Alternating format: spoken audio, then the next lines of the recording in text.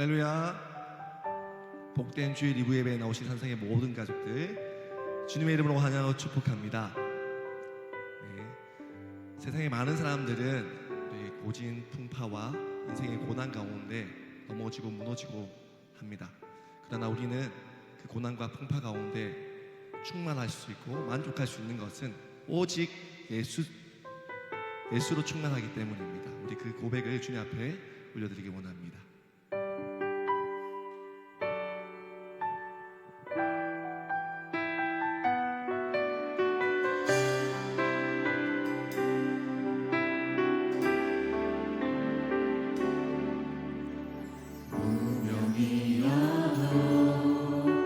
공허하지 않은 것은 예수 안에 난 만족하리라. 가난하여도 부족하지 않은 것은 예수 안에 오직 나는 부요함이라. 고난 중에도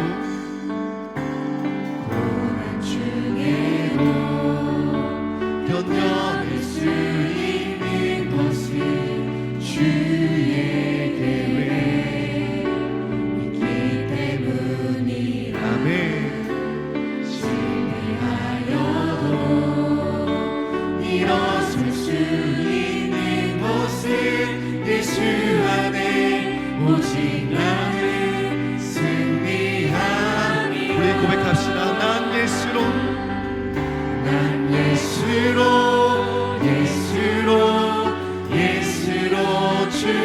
충만하네.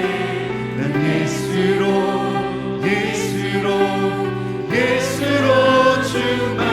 충만하네. 난 예수로 충만하네. 영원한 왕 내 안에 살아계. 난 예수로 충만하네.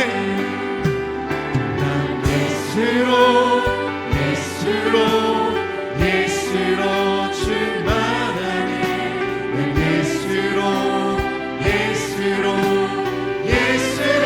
충만하네. 난 예수로 충만하네. 영원한 왕 내 안에 살아. 난 예수로 충만하네.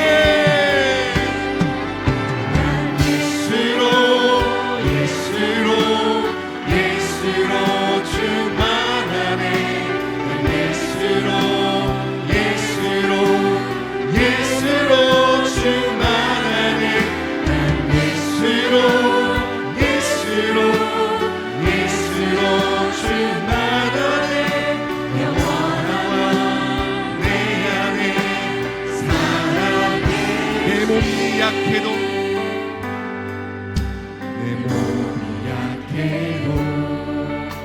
낙심하지 않은 것은 예수 안에 난 완전함이라. 화려한 세상 부럽지 않은 것은 난 예수로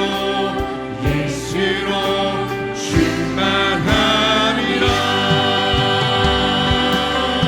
난 예수로 충만하네. 난 예수로 충만하네. 난 예수로 충만하네.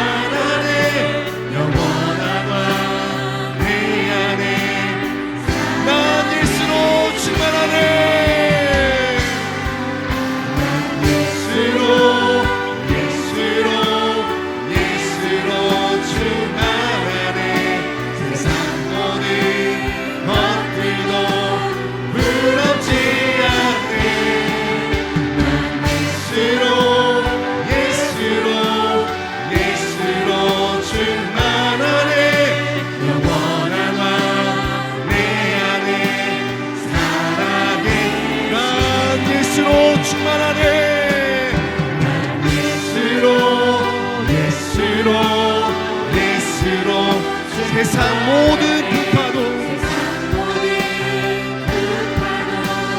두렵지 않네. 예수로 충만하네. 영원한 왕 내 안에 살아계시네. 영원한 왕 내 안에 살아계시네. 영원한 왕 내 안에 살아계시네. 영원한 왕 내 안에 살아계신 그 주님을 우리 뜨겁게 찬양합시다. 주님 영광의 박수 올려드리겠습니다. 할렐루야.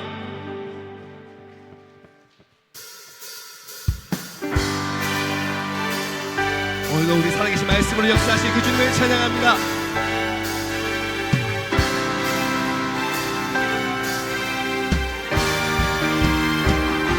푸른 마르고 꽃이 시드나 주의 말씀은 영원해.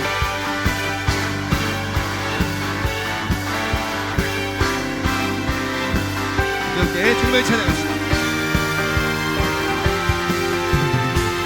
푸른 마르고 꽃이 시드나 주의 말씀은 영원해. 푸른 마르고 꽃이 시드나 푸른 마르고 꽃이 시드나 주의 말씀은 영원해. 우리 한 번 더 푸른 마르고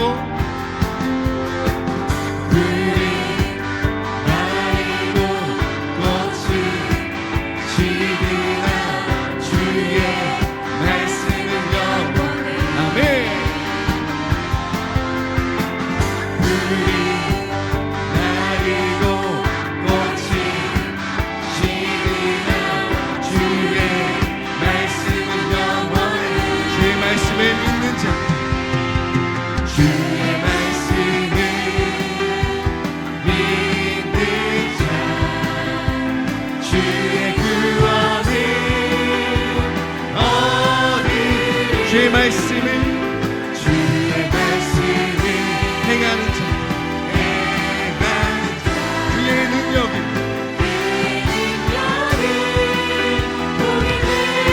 우리 선포합시다. 주의 말씀이 주의 말씀은 영원해. 주의 말씀은 영원해. 주의 말씀은 영원해.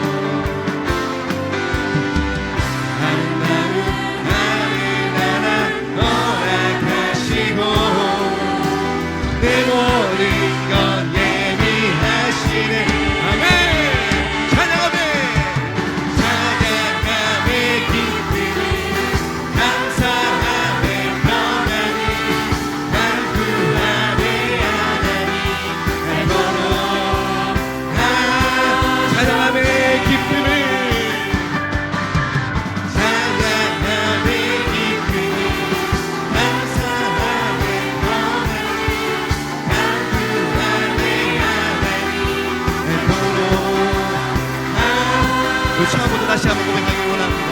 나의 가장 나의 주께서 기뻐하시고 하늘에 그 기쁨을 느끼게 하시는 내가 지쳐 갈 때 주 내게 힘이 되시고 아름다운 하늘나라 내 맘에 주시는 도다 우리에게 축복하시 우리에게 축복하신 하나님 사랑 낮은 자를 높여주시고 아름다운 하늘나라 아름다운 하늘나라 내 모든 것 예비하시네 내 모든 것 예비하시네 아멘 사랑함의 기쁨이 감사함의 평안이 강구함의 하나님 찬양함의 기쁨을 찬양함의 기쁨이 감사함의 평안이 강구함의 하나님 알토록 하셨네 알토록 하셨네 우리 찬양이 되신 주님께 영광의 박수 올려드리겠습니다. 할렐루야.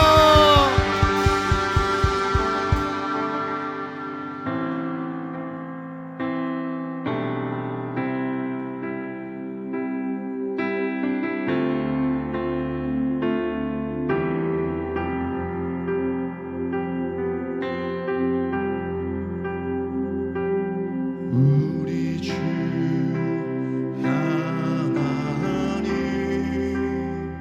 큰 영광과 존귀를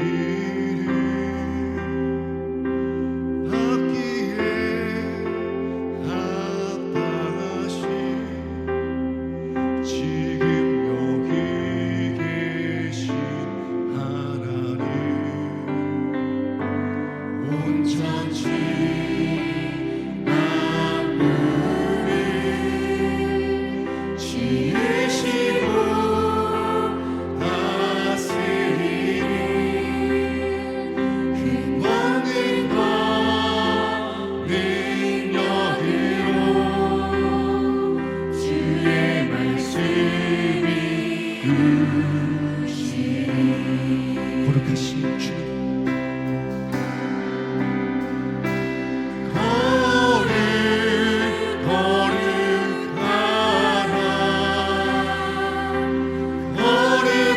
거룩하나 주 하나님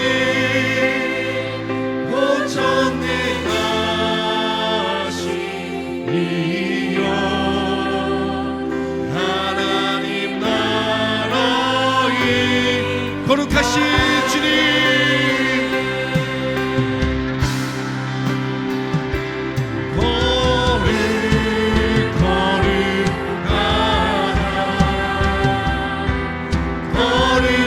거룩하나 주 하나님 고천내가신 이여 하나님 나라의 주 임재하실 때 주 임재하신 모든 만물 경배하리 모든 권세 물러가네 오셔서 다스리소서 오셔서 다스리소 거룩하신 주님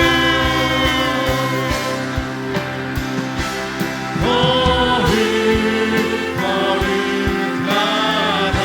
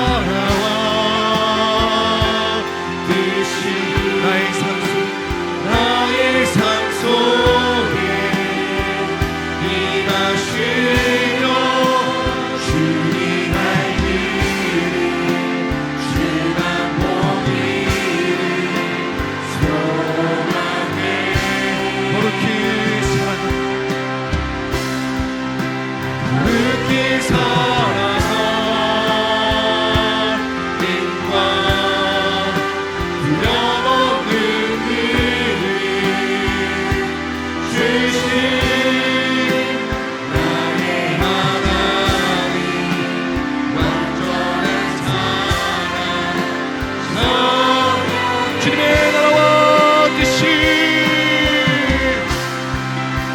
주님의 나라와 뜻이 나의 삶 속에 임하십니다. 주님 알기를 주만 보기를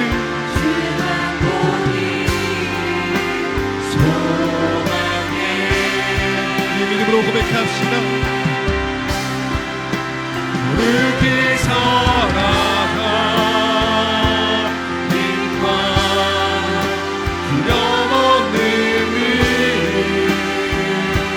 주신 나의 하나님 완전한 사랑 찬양하리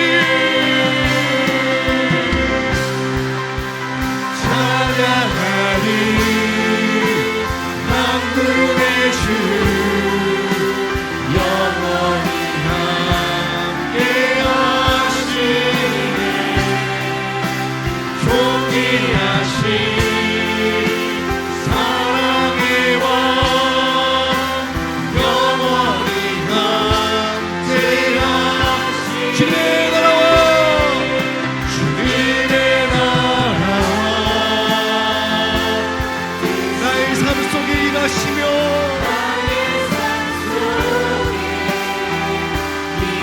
주님 알기를 주만 보기를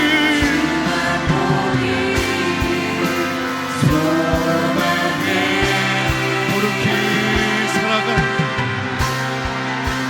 그렇게 살아가 님과 두려움 없는 믿음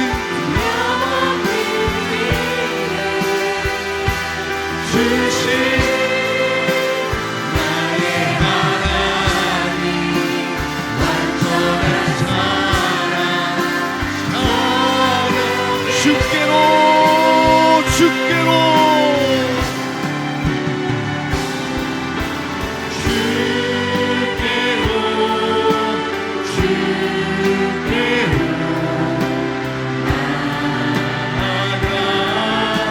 하나님 아버지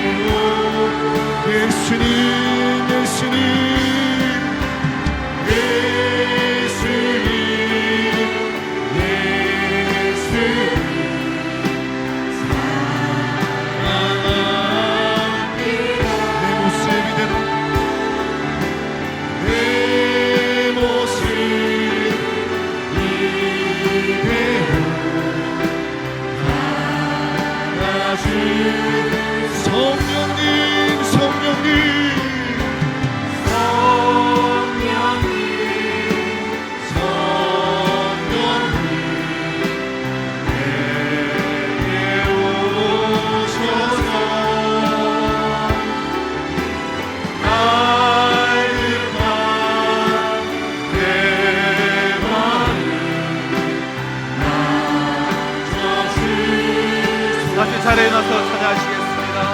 십자가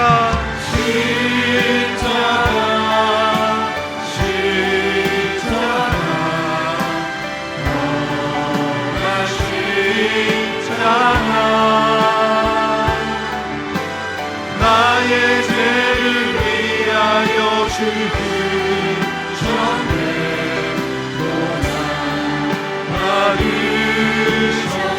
주 영광 여기 마사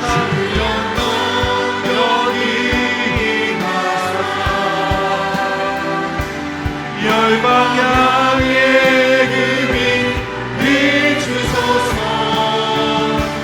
주의 얼굴 구하에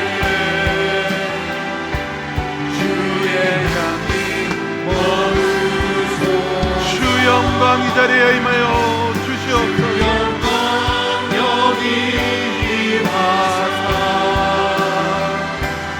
열방향에 그리 비추소서. 주의 얼굴 궁금할 때 주의 향기 머무소서. 영광 영광 영광 영광 오직 하나님께만 영광 영광 영광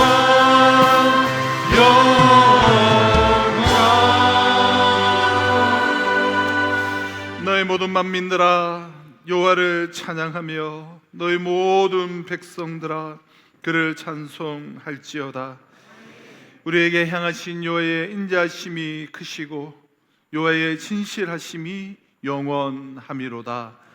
아멘.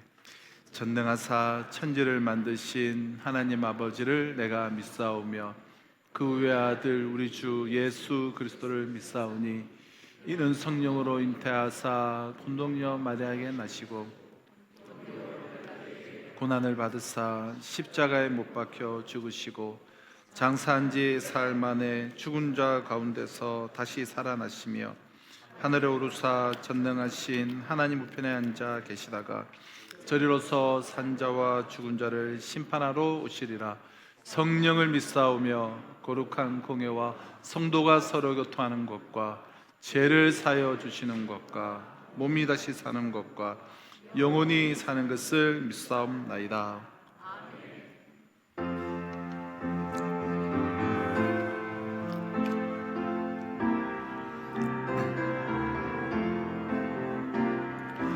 내 죄 속해 주신 주께 힘과 정성 나니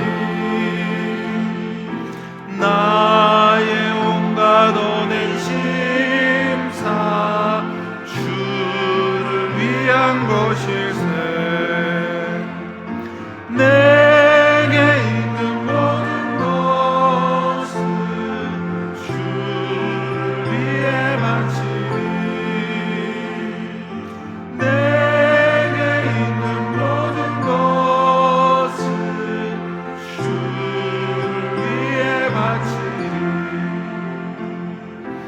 나의 손과 발을 들여 나의 명령 행하고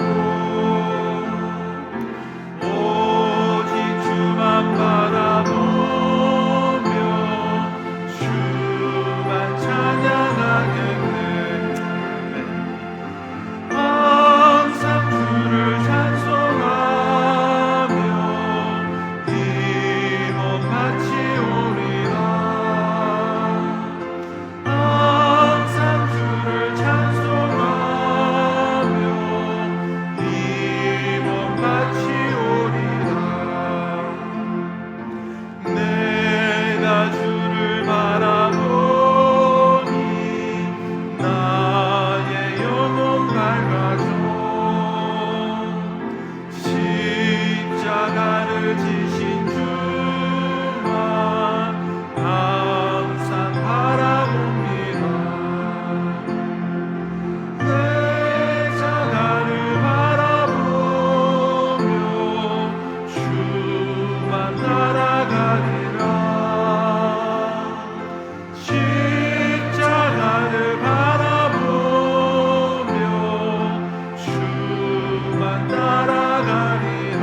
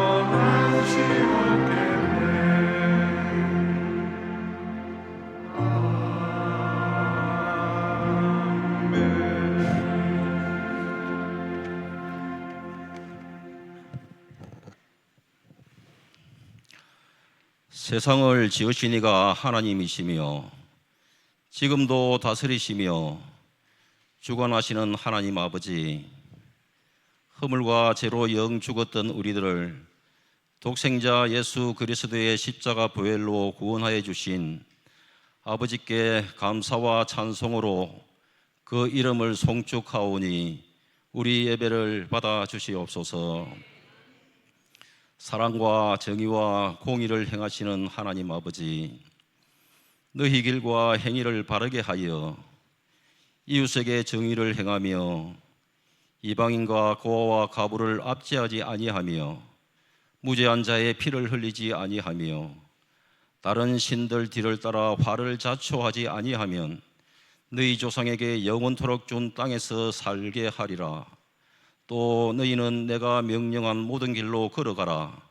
그리하면 복을 받으리라 하셨사오니 우리 산성의 모든 형제들이 이 말씀에 순종하여 영혼이 잘되고 범사가 형통한 복을 풍성히 누리게 하여 주시옵소서.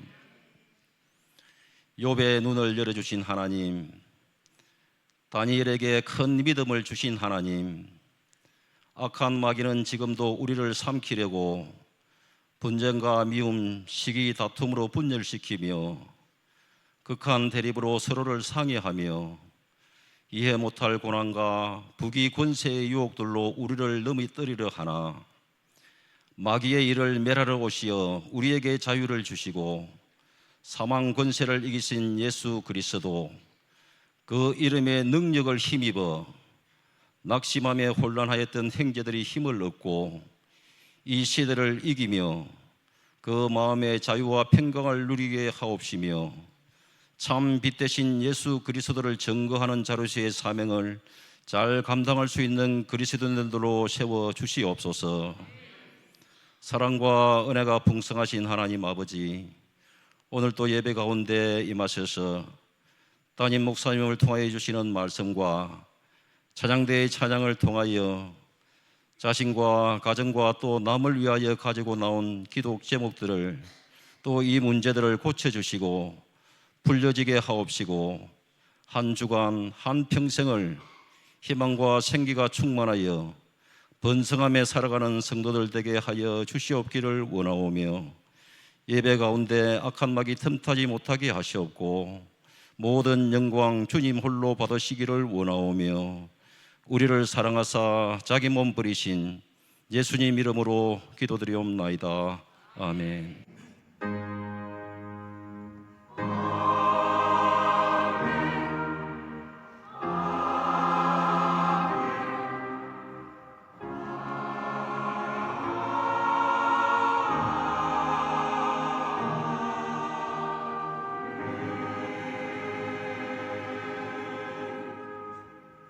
오늘 우리에게 주시는 하나님 말씀은 사도행전 9장 36절에서 43절 말씀입니다.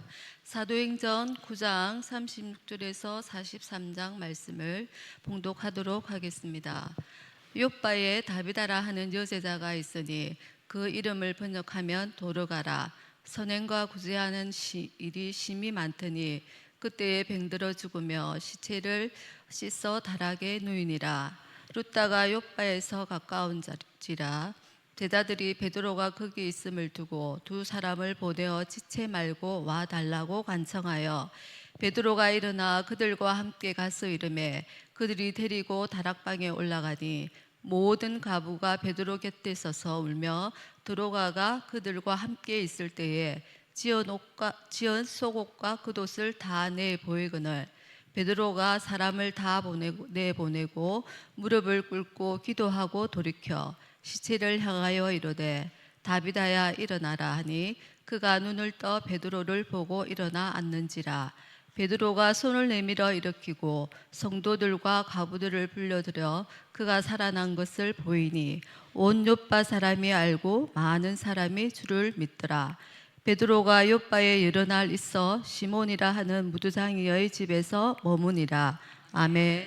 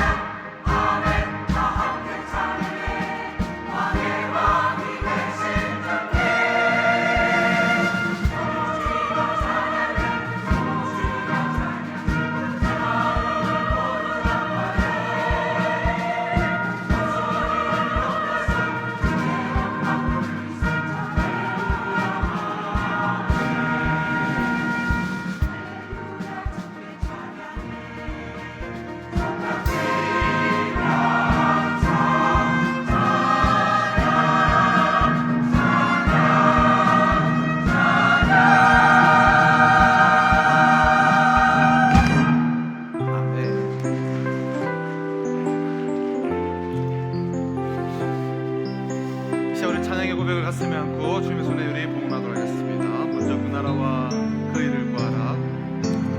먼저 그 나라와 의를 구하라. 그 나라와 그 일을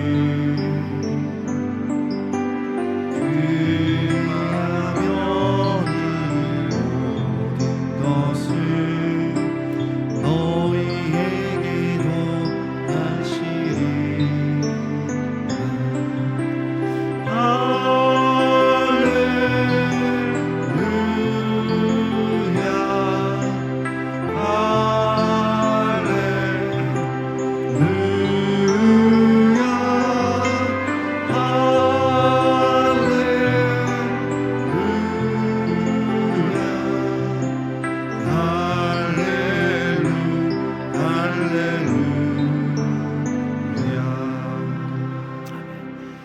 네, 우리 주일 2부 예배에 나오신 우리 모든 성도님들 주님의 이름으로 환영하며 축복합니다. 우리 교회 앞에 알려드리는 소식, 우리 주부를 참조하셔서 또 몰케 일정을 보시고 또 동참해 주시고 기도해 주시기를 바랍니다.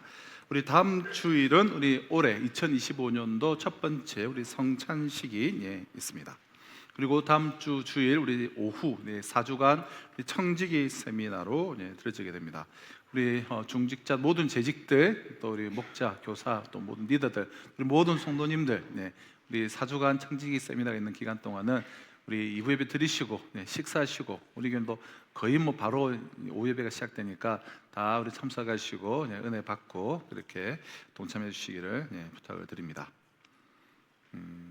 우리 지난주에 우리 청년부 수련회가 있었는데 우리 스케치 영상 잠시 이렇게 보도록 하겠습니다.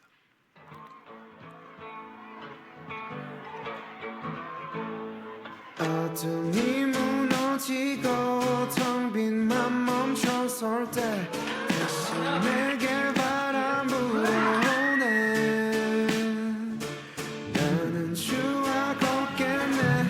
주 내 맘에 계시니 날마다 빛으로 걸어가네. yeah!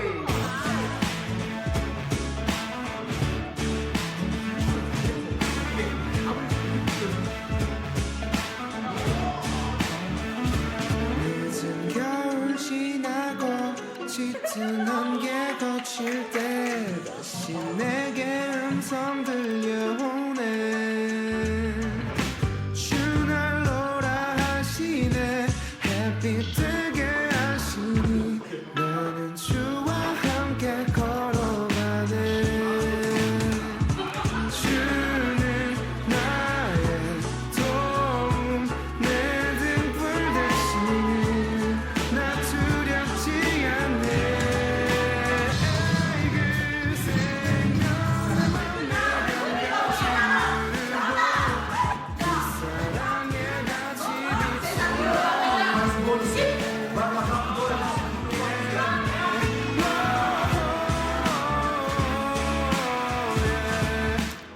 하여튼 사진하고 영상을 보니까 엄청 재밌었던 것 같네요, 그죠? 부럽습니다, 그죠? 우리 청년 때 또 열정이 느껴지는 것 같습니다. 우리 이번 주 토요일은 우리 경상주교연합회 우리 정기총회로 저희에서 모이고, 우리 주교연합회 회장으로 우리 또 김간태 장로님이 또 섬겨주시게 됩니다. 우리 5월 4일에서 9일까지 우리 필리핀 마닐라 단기 선교가 있는데요. 저녁 집회가 3일간 있고, 또 낮에는 우리 지역 노반 전도가 있고요. 그리고 선교사님 우리 격려하는 사역입니다.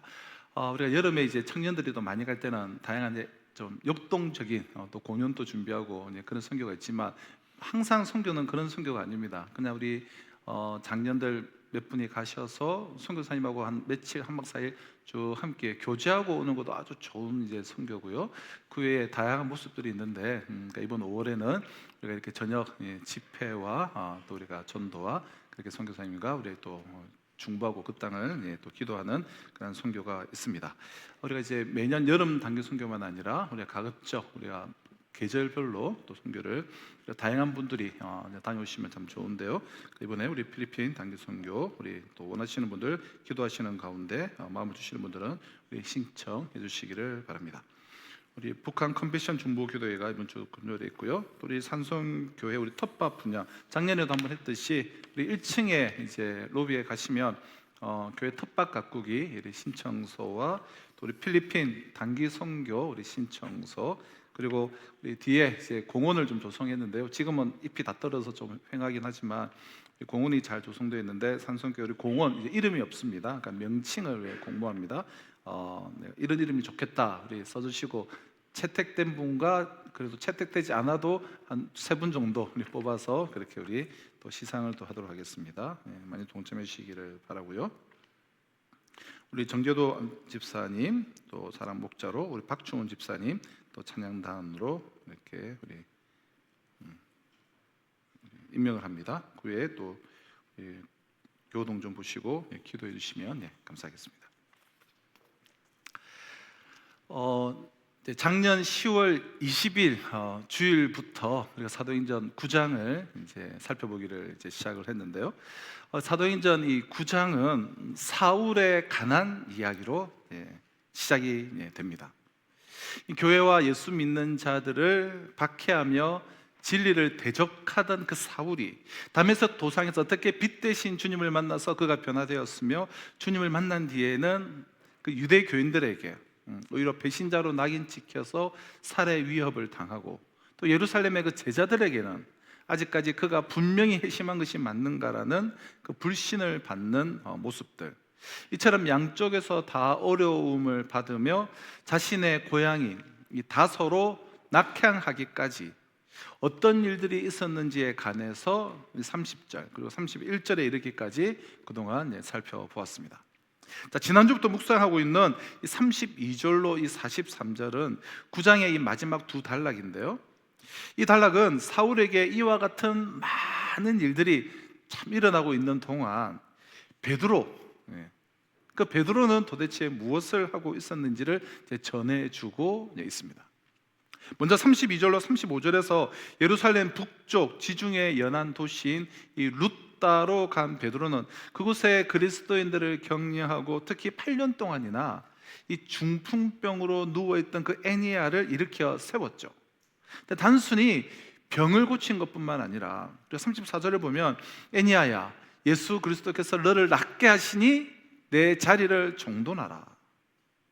병 고칠 뿐만 아니라 애니야 스스로 자리를 들고 일어나 자신의 그 8년간의 투병 생활로 인하여서 그 죄와 죽음 속에서 이지러질 대로 이지러진 그 삶, 또 주변의 환경과 또 주변의 사람과의 관계, 그 모든 것들이 얼마나 이렇게 혼란 가운데 있었겠습니까?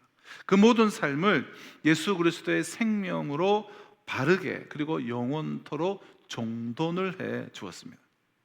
애니야가 오직 육체의 치유만을 받았다고 한다면 사실 결과적으로 무슨 큰 유익이 있었겠습니까? 회복된 건강으로 단지 이전과 같이 그릇된 욕망만을 쫓아다닌다면 오히려 낫지 못하지 않겠습니까?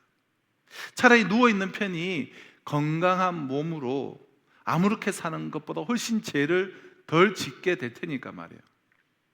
그래서 베드로는 애니야의 그 삶을 진리 안에서 바르게 정돈하도록 명령을 하였고, 그러한 정돈된 삶을 살 수 있도록 주님의 이름으로 회복시켜주는 그 일을 통해서 그렇게 정돈된 그 애니야의 삶을 통하여서 우리가 35절을 보면 룻다와 사론에 사는 사람들이 다 그를 보고, 그 정돈된 그를 보고 주께로 돌아왔다. 많은 이들이 주께로 돌아온 역사를 지난주에 우리가 살펴보았습니다.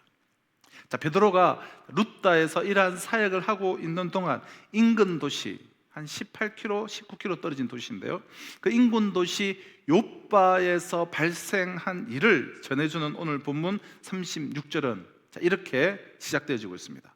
욥바에 다비다라 하는 여제자가 있으니 그 이름을 번역하면 도루가라. 선행과 구제하는 일이 심히 많더니. 자, 욥바에는 다비다라고 하는 여제자가 있었습니다. 다비다는 아랍어이고 뒤에 나오는 이 도루가, 번역하면 도루가라, 그러니까 헬라어로는 도루가예요.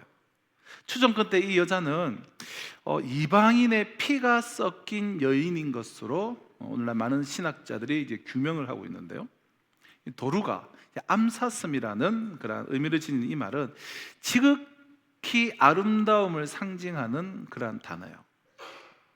하지만 다비다는 단지 아름다운 이름만 그저 소유한 여인은 아니었습니다.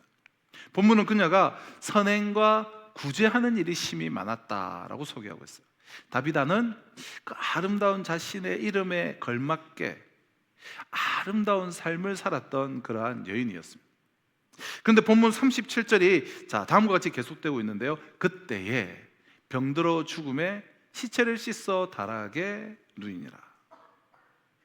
누구나 죽음을 맞이하게 되죠. 아름다운 이름과 아름다운 삶의 조화를 이루며 살던 다비다가 병이 들어서 죽었습니다. 사람들은 죽은 다비다의 시신을 깨끗하게 염을한 뒤에 그들의 간섭에 따라 장례식이 이르기까지 시신을 다락방에다가 안치해 두었습니다. 그 이후의 일을 오늘 본문 38절 39절이 이렇게 밝혀주고 있는데요.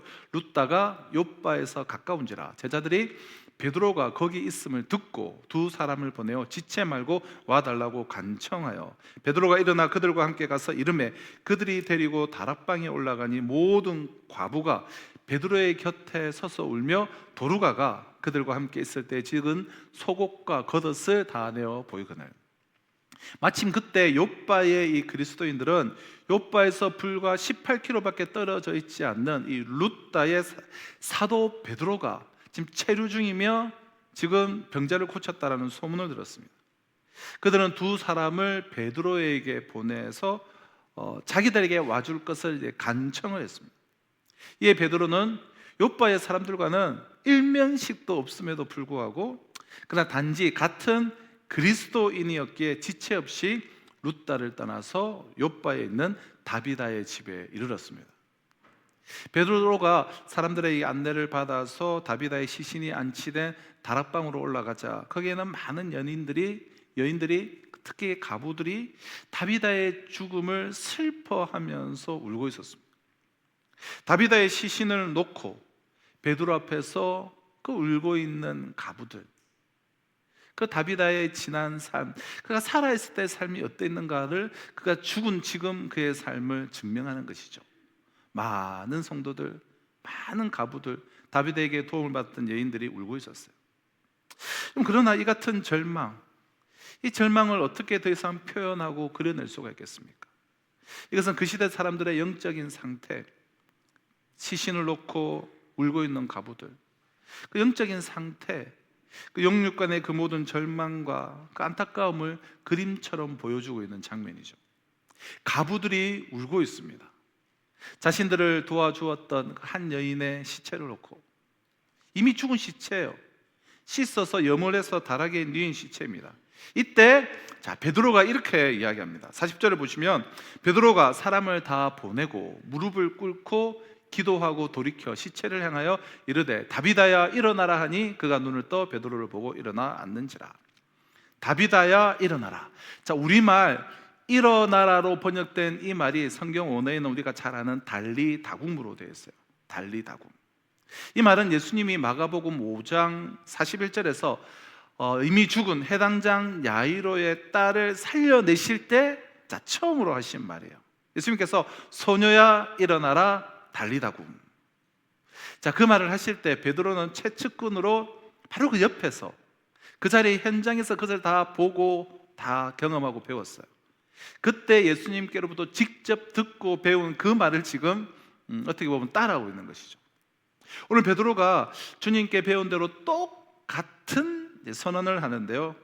이 달리다굼이란 말은 그냥 아무 때나 일어나라고 쓰는 말이 아니라 언제 쓰고 무엇을 전제하느냐라고 하면 달리다굼은 죽음과 부활을 전제할 때 쓰는 아주 독특한 그런 단어예요. 죽음과 부활을 전제하고 쓰는 단어예요. 그러니까 이 죽은 도루가의 시체를 앞에 놓고 이미 죽었습니다. 생명이 끊어졌어요. 근데 그 시체를 향하여 다비다야 일어나라 달리다굼 일어나라. 시체를 향하여 이르되 다비다야 일어나라 달리다굼 일어나라. 그러니까 부활을 지금 선언한 것입니다. 그리고 나서 눈을 떠 베드로를 바라보고 있는 이 부활한 다비다를 베드로가 손을 잡아 일으켜 울며 이 절망에 놓여 있는 가부들에게 보이게 돼요. 자, 그러고 나서 그 결과를 한번 보시죠. 어떻게 되었습니까? 42절에 온 요파 사람이 알고 많은 사람이 주를 믿더라. 자, 루다에서 8년 된 이 중풍병자 애니야를 일으켜 세운 사건과 요바에서 죽은 다비다를 살린 이 두 개의 사건을 한번 정리해 보시죠. 오늘 이 다비다를 살린 이 사건 자체보다 사실은 맨 마지막 절을 좀 살펴보려고 하는데요. 루다에서 애니야를 일으킨 사건을 통해서 예수께서 고치시리라고 믿고 루다뿐만 아니라 근처 사론에 사는 사람들까지 다 주께로 돌아오는 그런 생명의 역사가 있었습니다. 자, 또한 도루가의 이 부활을 통해서도 많은 사람들이 주께로 돌아오는 이 생명의 역사가 있었습니다. 자, 그 의미가 비슷한 이 두 사건이 왜 사도행전 9장 마지막에 연달아서 겹쳐서 나오고 있으며 그 이유는 무엇일까? 그 의미는 무엇일까? 이렇게 연달아 겹쳐 나오는 것은 그 의미와 그리고 이 지금 위치가 너무나 중요하기 때문인데요. 오늘 본문 다음에 10장의 내용이 무엇입니까? 그 유명한 이방인들을 향하여 최초로 공식적인 구원의 문이 열리는 상징적인 인물인 로마의 백부장 고넬료의 가정이 구원받는 사건입니다. 물론 그 전에 사마리아에서 그리고 에디오피아의 내시가 이방인들이 구원받는 일들이 있었습니다. 그러나 공식적으로 구원의 문이 열려서 구원받는 것은 이 고넬료 가정이 처음이에요. 이 고넬료의 가정이 베드로를 통하여 주님께로 돌아오는 이 역사는 사도행전의 역사뿐만 아니라 기독교 역사에서 이방인에게 문이 열리는 가장 공식적이고 상징적인 그러한 사건입니다. 이 사건을 끝으로 베드로는 사도행전의 그 역사에서 공식적으로 사라지게 되는데요. 자, 물론 이제 15장에 예루살렘 공회의가 열렸을 때에 이름이 한번 나오기는 하지만 이방인에게도 구원을 주셨다라는 그 발언을 통해서 한번 나오긴 하지만 그때는 잠깐 이름이 언급되는 정도이고 공식적으로는 이 고넬료 사건을 마지막으로 역사의 그 무대 뒤로 실질적인 퇴장을 이제 베드로가 하게 되는데요. 자, 놀라운 것은 이 역사 사이에 루다와 요바에서의 사건이 있다는 거예요. 그래서 이제 중요한 거예요. 무슨 말이냐면 30절에서 사울이 갑자기 고향 다소로 이제 사라져버리고 사울은 사라져버리고 이방인 고넬료의 가정이 이제 베드로에 의해서 예수 그리스도를 영접하는 이 사울은 갑자기 사라져버리고 고넬료가 최초로 공식적으로 온 가족이 구원받는 이 두 역사 사이에 지금 루다와 요바에서 일어난 이 두 사건이 삽입되어져 있다는 거예요. 자, 이것이 무슨 의미냐면 지난주에도 말씀드렸듯이 주님으로부터 땅끝까지 이르러 복음의 증인이 되라는 명령을 직접 받았음에도 베드로 이하 히브리파 그리스도인인 사도들은 예루살렘만을 고수하고 있었습니다. 고작해야 빌립과 같은 헬라파 그리스도인들이 복음의 씨를 뿌린 그 지역을 뒤쫓아 다니고 있었을 뿐이었습니다. 그렇게 뒤쫓아서 사마리아로 갔었고 지금 뒤쫓아서 루다와 요바로 온 것이었습니다. 베드로는 자기의 그 한계로 인해서 그 자신이 먼저 예루살렘을 뛰어넘어 이방인을 향하여 복음의 선구자, 복음의 개척자가 되지는 못했습니다. 하지만 사도는 역시 사도인 것이 헬라파 그리스도인들 그리고 집사들이 닦아놓은 그 길을 무시하고 자기는 못했기 때문에 부정하고 부인하며 그 성취를 깎아내리지 않고 그 길을 겸손히 쫓아가며 자기 한계 내에서 자기 소임에 최선을 다하고 있었습니다. 하나님은 그런 베드로를 그냥 그렇게 역사의 뒤안길로 사라지게 만들지 않으셨더라고요. 베드로가 비록 복음의 그 개척자가 명령을 받은 수제자답게 개척자가 되지는 못했지만 자기 한계 내에서 정말 주님을 위해 최선을 다할 때 그를 통해서 어떤 역사가 일어났는가가 고넬료 가정이 구원을 받는 사건이고, 그 일이 가능케 된 것이, 그 일을 감당할 수 있는 사람으로 지금 세워지게 된 것이 바로 지금 룻다와 욥바에서, 특히 오늘 이 욥바에서 베드로는 그러한 사람으로 세워지게 된다는 거예요. 주님이 베드로를 어떻게 마지막에 정말 기가 막히게 사용하시고 은혜를 내려주시는가, 그에게 직접 명령하시고 세우신 수저자답게 그 마지막에 그 사명을 감당할 수 있도록 해주시는가를 우리가 43절을 통해서 알 수 있는데요, 정말 놀라운 말씀이에요. 그럼 9장의 마지막 절인 이 43절이에요. 드디어 이 9장의 마지막 절입니다. 우리 같이 한번 읽어보실까요? 같이 한번 읽겠습니다. 시작. 베드로가 욥바에 여러 날 있어 시몬이라는 무두장이의 집에서 머무니라. 얼마나 가슴 벅찬 말씀인지 모르겠어요. 참 이번 한 주간 참 이 말씀을 묵상하면서 정말 베드로를 부르시고 사명을 주시고 그의 한계에도 불구하고 끝까지 그를 세워가시고 완성시켜 나가시는 그 하나님의 역사가 이 한 절에 압축적으로 표현되어져 있어서 정말 큰 감동으로 다가오고 정말 놀랍고 감격적인 말씀이라 말씀드릴 수 않을 수가 없는데요, 그럼 베드로의 이제 기도로 이 죽은 다비다가 다시 살아났을 때 욥바의 그리스도인들의 그 기쁨과 그 감격이 얼마나 컸을는지는 어렵지 않게 우리가 짐작할 수가 있습니다. 그런데 베드로는 그 길로 곧장 욥바를 떠나질 않았습니다. 그는 그 이후에도 여러 날 동안 욥바에서 체류를 했습니다. 그때 한번 생각을 한번 딱 해보시죠. 베드로를 이때 뭐 호텔에 있습니까? 뭐가 있습니까? 베드로를 자기 집에 모시기 원하는 그리스도인들이 얼마나 많았을까요?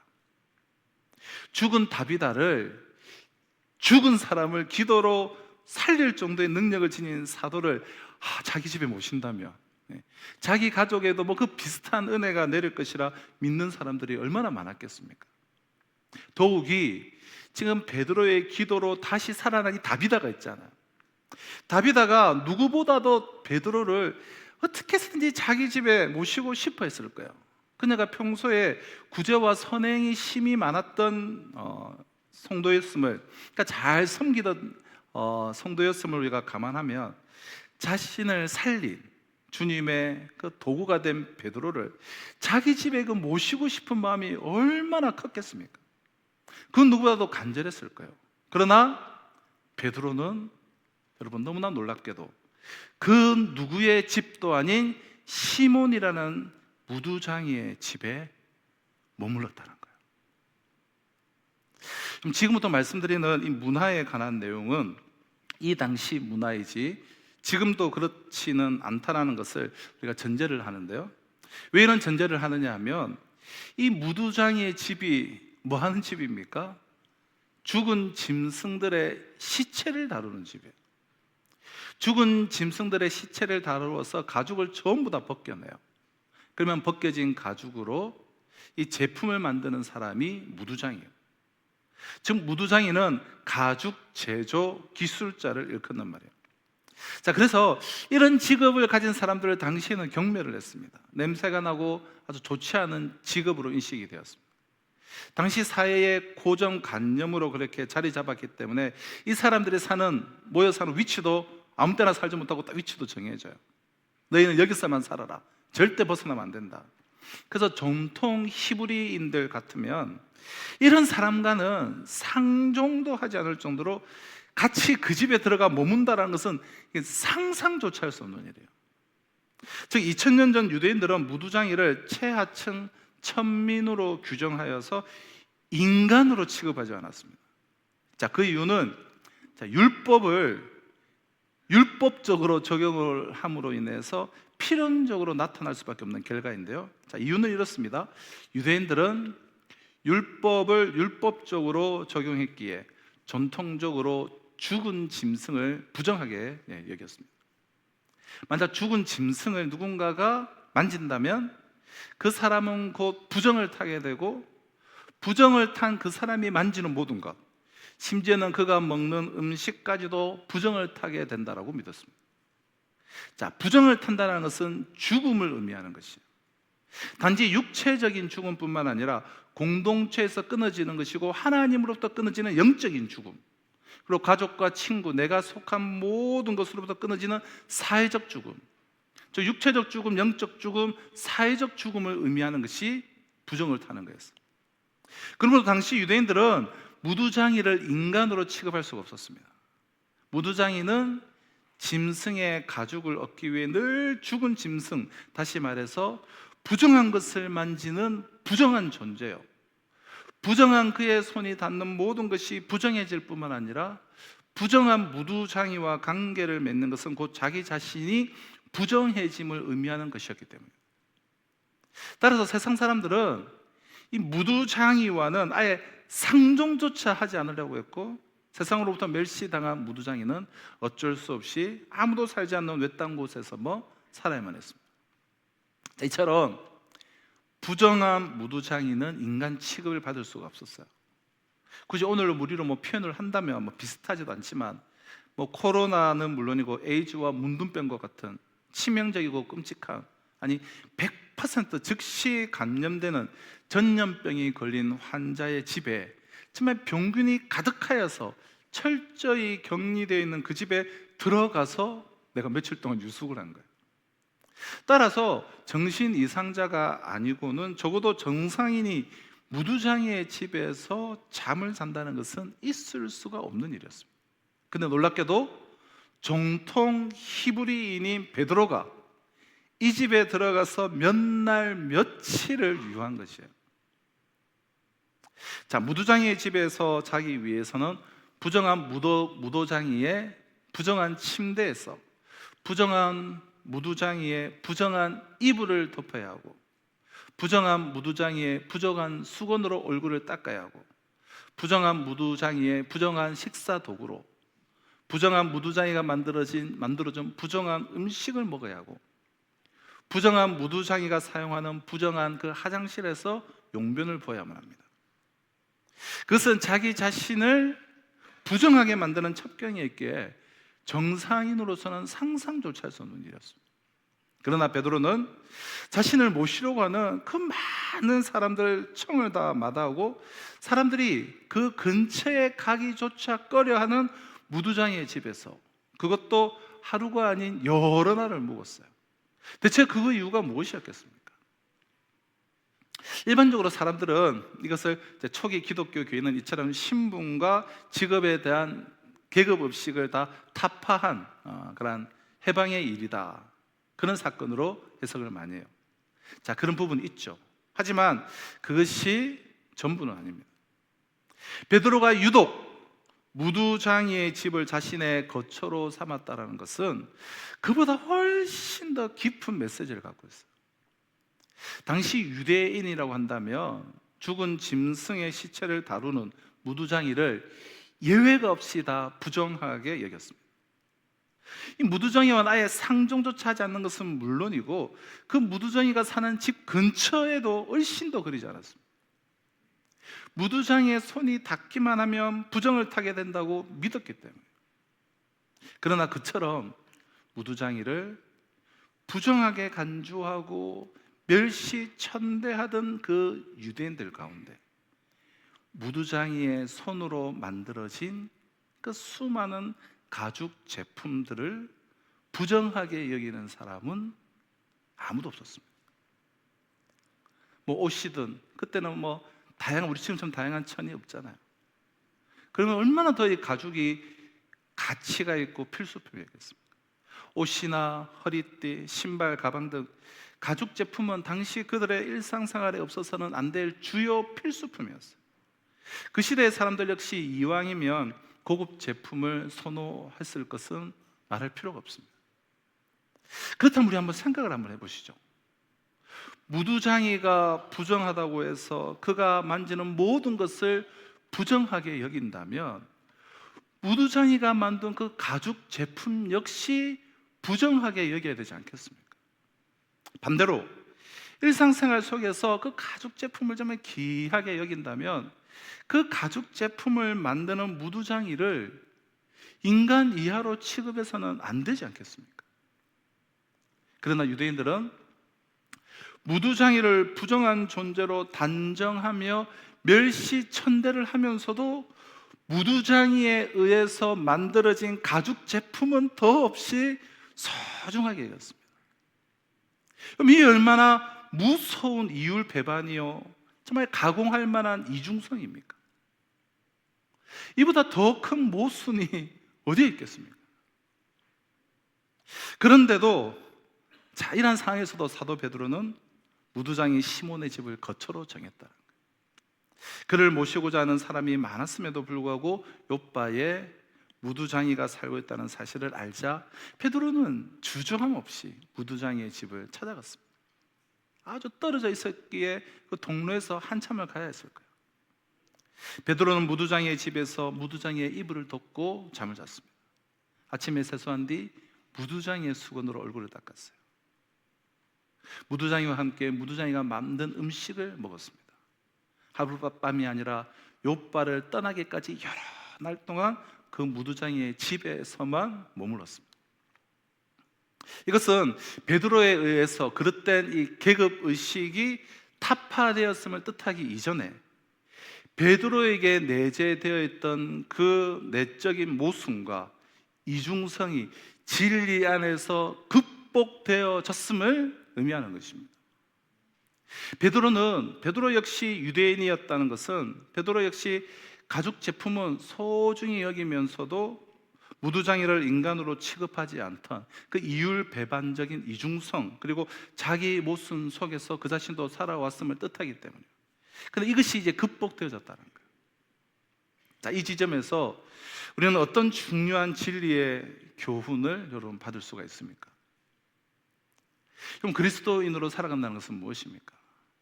그리스도인으로 살아간다는 것은 이처럼 인간 내부에 도사리고 있는 이 이중성과 이 자기 모순을 진리 안에서 극복해 나가는 것을 의미해요.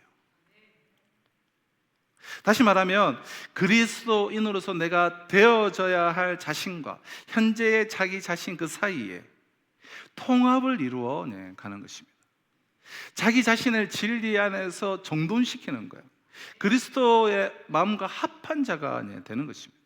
하나님의 마음에 합한 사람이 되는 것.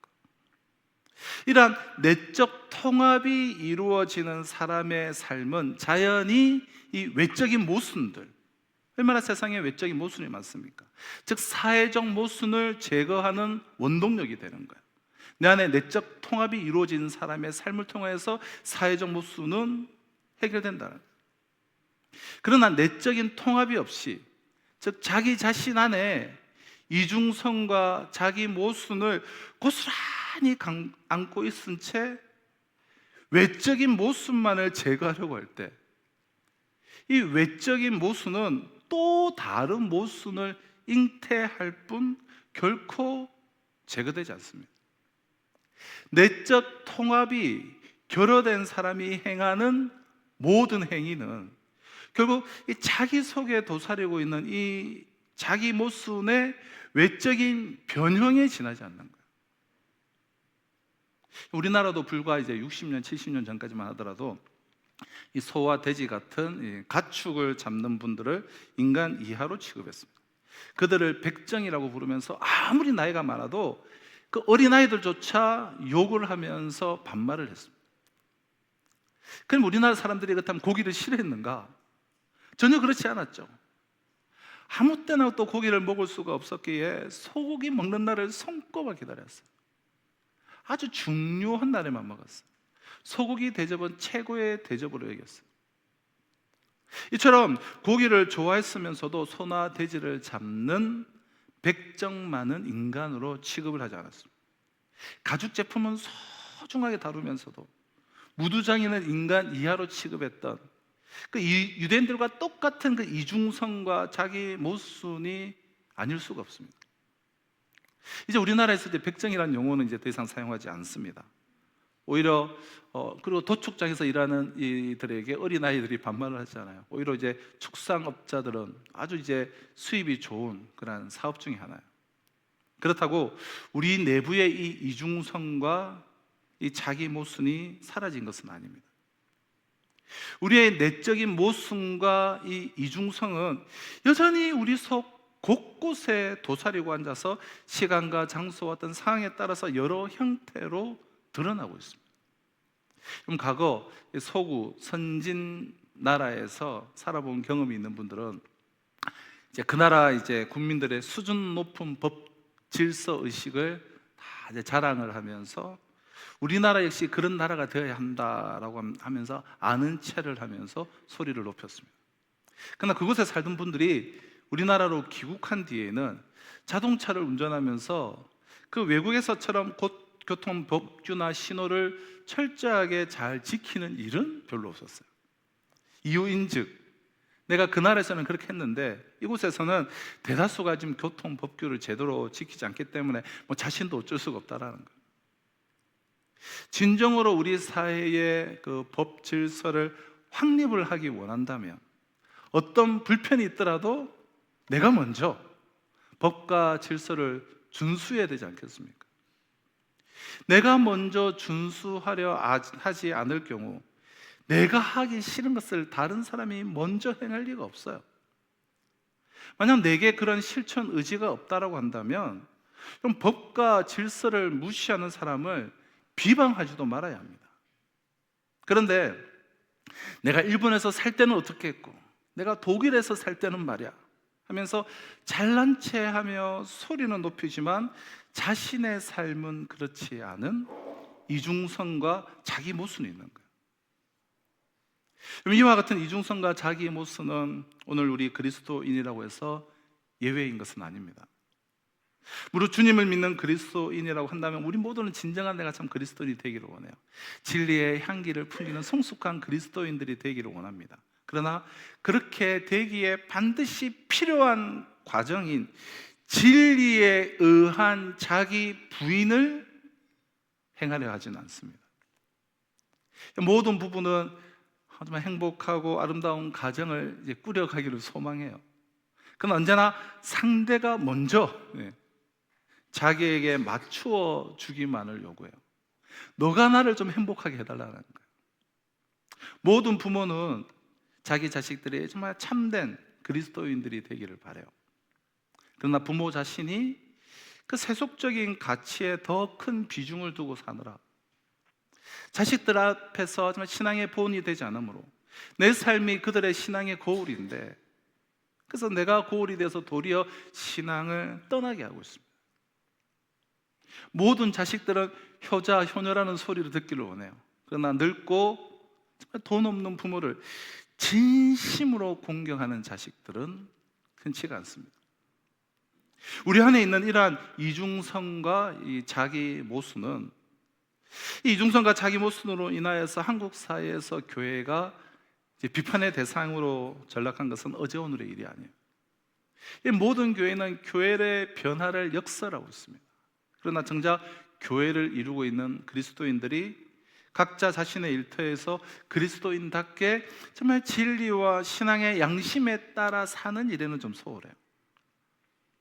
서로 사랑하자라고 우리가 외칩니다. 그러나 자신을 사랑하는 사람만 사랑하려고 해요.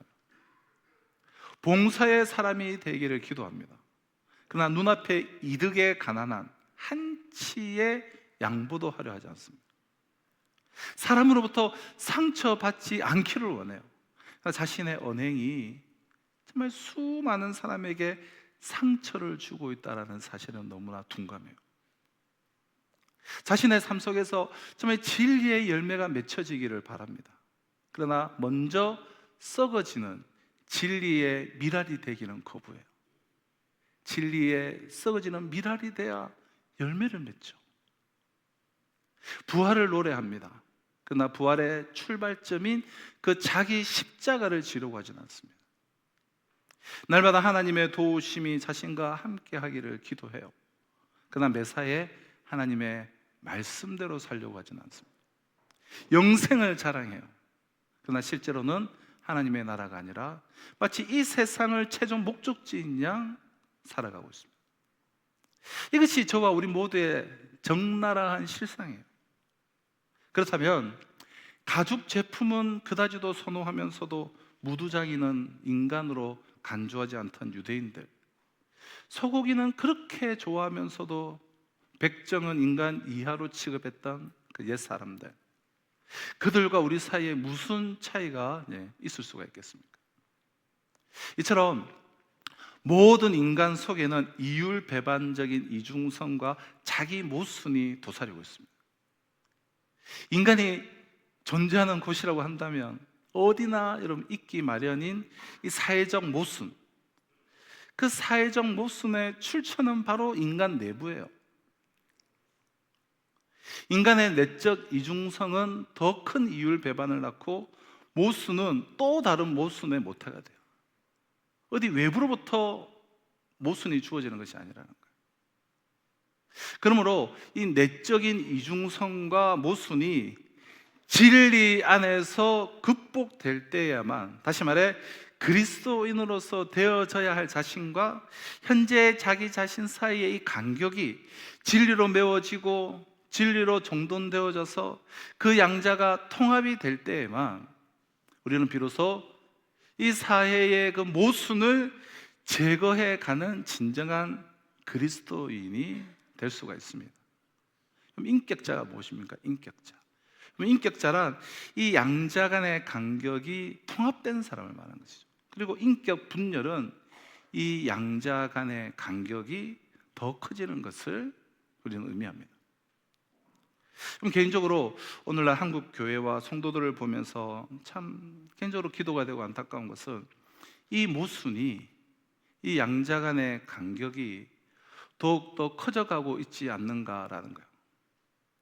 어찌 불법과 불의의 한거를 한다면서 불법과 불의를 행할 수가 있습니까?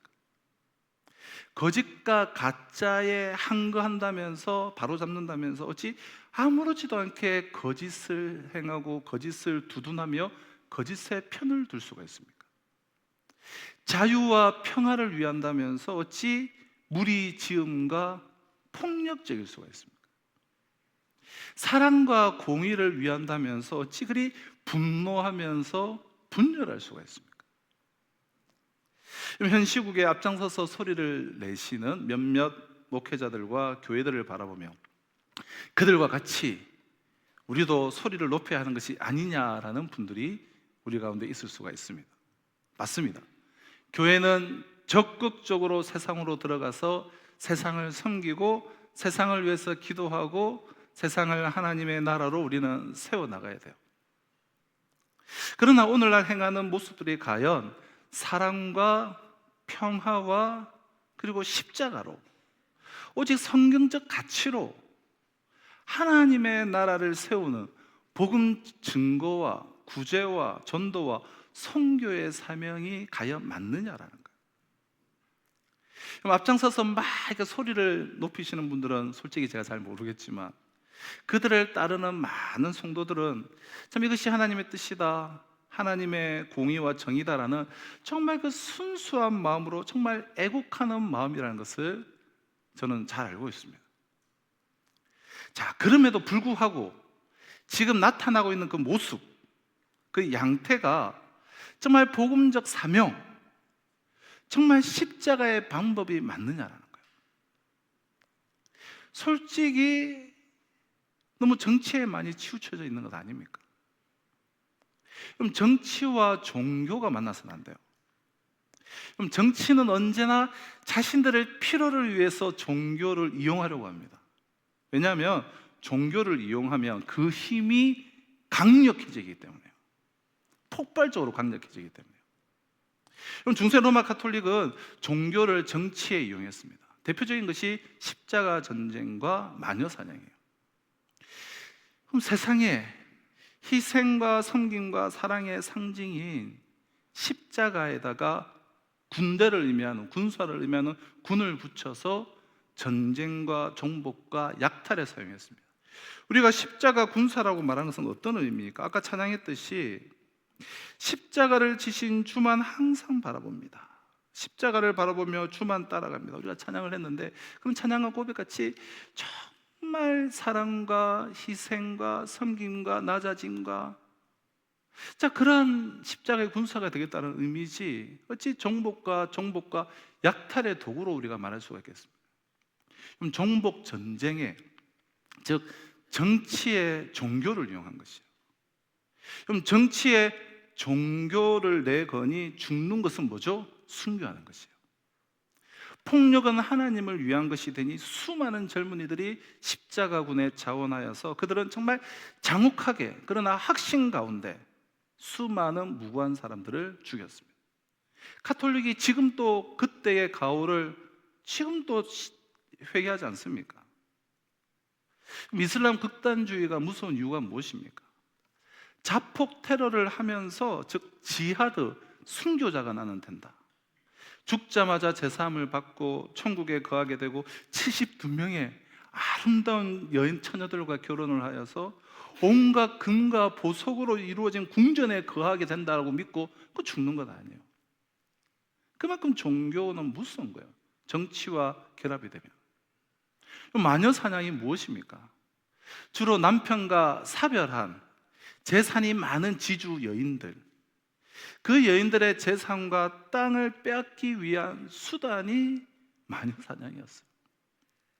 교회가, 사제가 특정인을 딱 지적하여서 마녀라고 지정하면 그 어떤 합리적인 이유나 증거가 없어도 그 어떤 마녀가 아니라는 증거를 들이대도 무조건 마녀인 것이에요.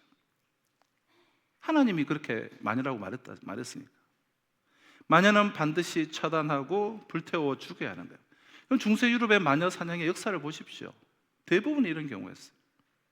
그렇게 권력자들은 종교와 결탁하여서 자신들의 이권을 챙겼습니다. 그럼 종교개혁이 왜 일어났고 왜 개신교가 태동이 되었습니까?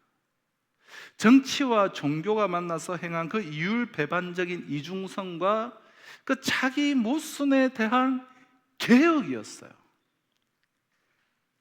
아무리 하나님의 이름을 부르며 공의와 정의를 외쳐도 그 속에 정말 그 방법 하나하나 속에 그 모습과 그 나타나는 그 양태들, 그 모습 속에 이중성과 자기 모순이 가득한데 어떻게 사회적 모순을 제거할 수가 있겠습니까? 또 다른 갈등과 또 다른 분열과 다툼과 폭력이라는 모순을 잉태시킬 수밖에 없는 거예요. 사랑하는 성도 여러분, 베드로는 갈릴리에서 고기 잡던 어부였을 뿐 단 한 번도 체계적인 정규 교육을 받아본 적이 없었습니다. 그런데도 베드로가 그 세상의 그 모든 모순을 제거하고 세계 역사의 그 흐름을 바꾸는 사람이 될 수 있었던 것은 그가 진리 안에서 자기 통합을 이루었기 때문에. 다시 말해 가죽 제품은 귀하게 여기면서도 그것을 만드는 그 무두장이는 인간 이하로 취급하던 그 자기 모순과 이중성을 극복한 사람이었기 때문에. 그래서 그는 욥바의 그 많고 많은 그 많은 집들을 다 마다하고 저기 떨어져 있는 무두장이의 집에 머물렀고, 결과적으로 무두장이를 인간으로 취급하지 않던 사회적 모순과 그 이중성을 제거할 수가 있었습니다. 만약 베드로가 자기 내적 모순의 이 극복 없이 사회적 모순을 막 제거하기 위해서 밖으로 뛰쳐나가기만 했다면 하나의 모순을 없애기 위해서 더 많은 모순의 씨를 뿌리는 그런 혁명자가 될 수 있었을지는 몰라도 시간과 그 공간을 초월하여서 바른 역사의 이 좌표를 보여주는 진리의 그 사도가 될 수는 없었을 것입니다. 그러나 베드로 스스로 자기 모순을 극복하고 자기 통합을 이룰 수 있었던 것은 아닙니다. 그것은 오직 주님의 은혜로 가능하였습니다. 인간 속에 도사리고 있는 그 이중성과 그 자기 모순을 제거해 주시기 위해서 이 땅에 오신 분이 우리 주님이세요. 되어져야 할 자신과 현재의 자기 자신을 정말 통합시켜 주시기 위해서 우리 주님께서 십자가를 지셨습니다. 바로 그 십자가 위에서 인간의 모든 이중성과 자기 모순이 못 바뀌었습니다. 다시 말해 그 십자가 위에서 현재 자신은 죽고 되어져야 할 자신으로 부활함으로써 주님 안에서 자기 통합이 이루어지게 되는 것이죠. 주님의 십자가를 통해서만 우리를 위해 돌아가시고 부활하신 그 주님 안에서만 우리의 참된 내적 통합이 이루어질 수 있는 이유가 바로 여기에 있습니다.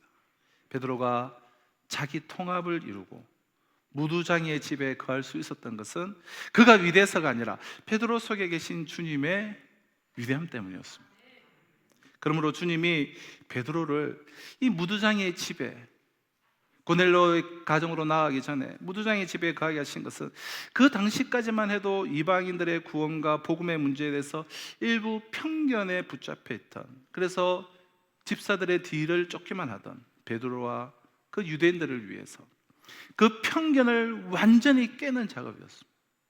이 무두장이 시몬의 집에 여러 날 같이 생활하고 머물러 있음으로 해서 베드로의 그 의식이 완전히 깨어져 나갔고, 이를 위해 그 이방인들을 향하여 최초로 공식적인 구원의 문이 열리는 고넬료의 가정이 구원받는 일에 마지막으로 쓰임받고 예루살렘 공회의에서 이것을 인증하는 그 귀한 사명을 감당할 수가 있었던 것입니다.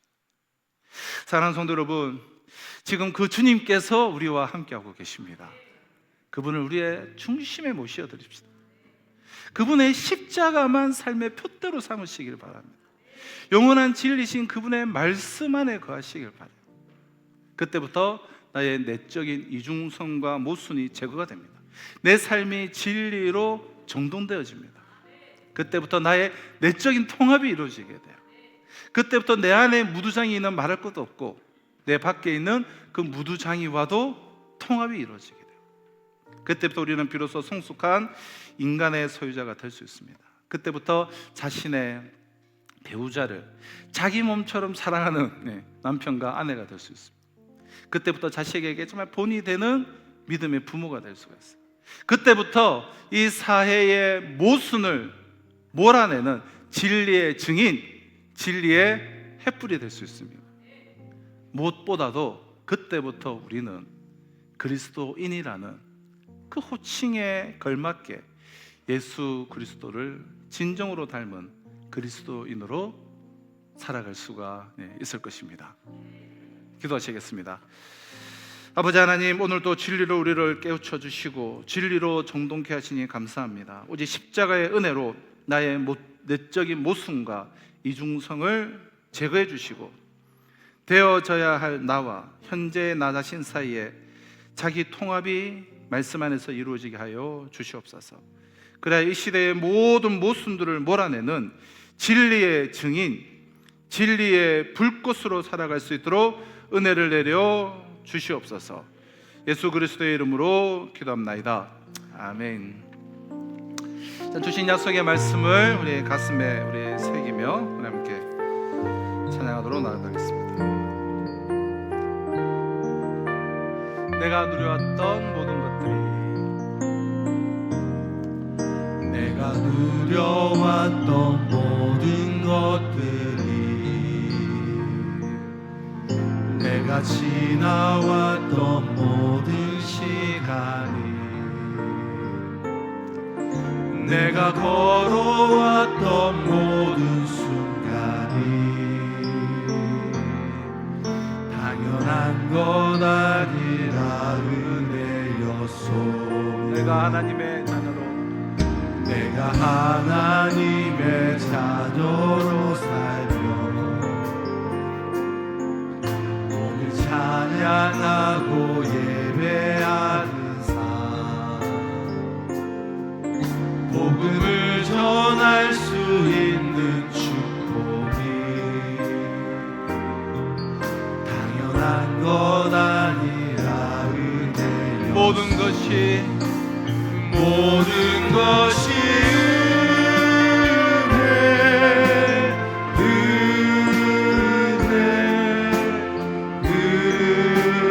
은혜, 한없는 은혜, 내 삶에 당연한 것 없었던 것은 모든 것이 은혜. 우리 다 같이 자리에서 일어나서 찬양하겠습니다. 모든 것이 은혜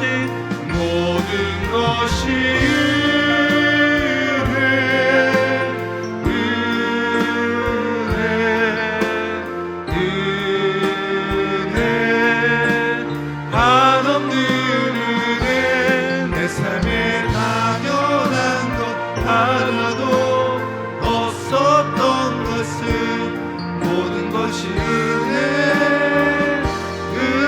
은혜였소. 사랑과 은혜와 자비가 풍성하신 하나님 아버지, 하나님 앞에서 이 예배를 올려드리며 이유배반적인 자기 이중성과 자기 모순에 사로잡혔던 우리의 심령을 주님의 손에 올려드리며 진리 안에서 되어져야 될 나와 지금 현재 나가 통합되어진 산 제물로서 주님의 손에 올려드리는 이 예배를 우리 주님께서 기뻐 받아주신 줄로 믿습니다. 이번 한 주간, 아니 내 한평생의 삶 가운데 정말 모든 그 이중성을 극복하고 정말 통합된 하나님의 사람으로서 귀한 사명 감당할 수 있도록 축복하여 주시옵소서. 귀한 예물 주님의 손에 봉헌하여 올려드리는 손길을 기억하여 주셔서 이 시대의 복의 근원, 축복의 통로로서 살아갈 수 있도록 은혜 내려 주시옵소서.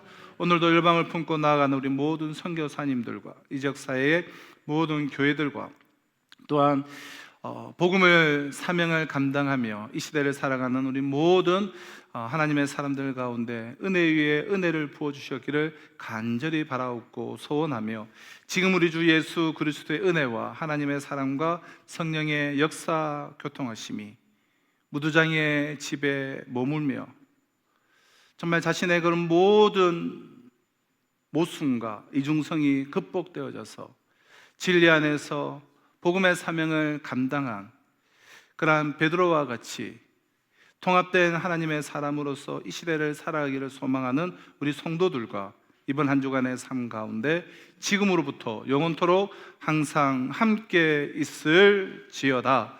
아멘.